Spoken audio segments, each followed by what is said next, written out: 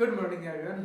तो हम कर चुके हैं पहले क्वेश्चंस, तो आज हम शुरू करते हैं नेक्स्ट जो हमारा 16th क्वेश्चन है वो शुरू करते हैं। मैंने कल इनके बारे में आपको थोड़ा ब्रीफ थोड़ा समराइज बताया था, आपको समराइज किया था कि क्या होता है वाष्पीकरण। तो वाष्पीकरण से शुरुआत करते हैं। वाष्पीकरण विधि किसे कहते हैं, इसके अनुप्रयोग लिखने हैं। वाष्पीकरण विधि वह विधि जिससे द्रवित पदार्थ को गर्म करके वाष्पित द्रव से गैस बना दिया, ठीक है, और मिश्रण के कारण नीचे शेष रह जाते हैं। वाष्पीकरण का उपयोग समुद्री जल में नमक प्राप्त करने में, क्योंकि समुद्र जल क्या होगा, वाष्पीकृत हो जाएगा और नमक नीचे रह जाएगा। जल के काले रंग की स्याही को, अगर जल में काले रंग की स्याही है तो उसको वाष्पीकृत पानी बाहर निकल जाएगा, स्याही नीचे रह जाएगी। उसके लिए नेक्स्ट क्वेश्चन हमारा क्रिस्टलीकरण विधि क्या है। मैंने आपको कल बताया था क्रिस्टलीकरण क्या है। क्रिस्टलीकरण विधि वह विधि है जिसके द्वारा क्रिस्टल के रूप में शुद्ध ठोस का विलयन से अलग किया जाता है। समुद्री जल से प्राप्त नमक को शुद्ध करने में, अशुद्ध नमूने से फिटकरी को अलग करने में सब क्रिस्टलीकरण का उपयोग किया जाता है।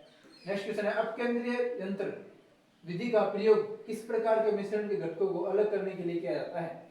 नेक्स्ट हमारा इसका आंसर है अपकेंद्रीय विधि। अब मैंने आपको बताया था कि जब हम एक, जैसे मतलब हमारे पास रही होती है, जिसे हम दही से मक्खन निकालते हैं, उसको क्या स्टर्निंग करते हैं ना, घुमा के हैं, उसके लिए हमारे पास एक मेथड होता है अपकेंद्रीय विधि। इसको क्या बोलते हैं, आपको मेथड में इस इंग्लिश में क्या बोलते हैं वो बताना है, ठीक है।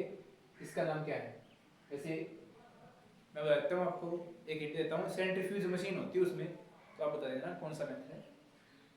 नेक्स्ट इसका आंसर है अपकेंद्रीय यंत्र एक प्रकार की मथनी मतलब रई या मिक्सी होती है, जिसे मिश्रण में इसे तेजी से घुमाया जाता है तो बाहरी कण नीचे बैठ जाते हैं और हल्के कण ऊपर आ जाते हैं, जो हल्के कण होंगे वो ऊपर आ जाएंगे।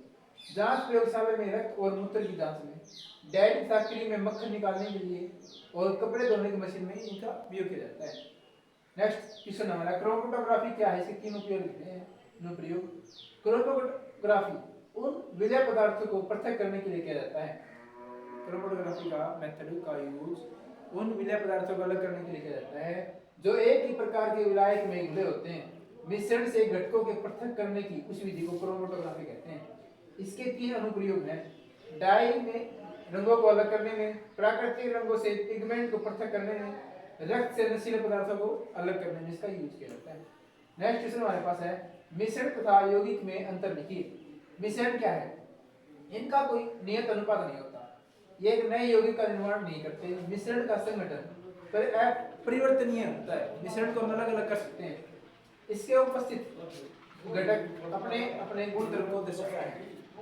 इसके घटकों को केवल भौतिक क्रिया के द्वारा ही पृथक किया जाता है। मिश्रण क्या है, जब उसके पदार्थ एक दूसरे में मिक्स हो जाए उसको हम अलग कर सकते हैं। इसके अलग अलग तरीके हो सकते हैं इसके निर्माण करने के, एक अलग अलग अनुपात में हो सकता है, मतलब एक फिक्स अनुपात इसका नहीं होता। मिश्रण मतलब इसका फिक्स अनुपात नहीं होता।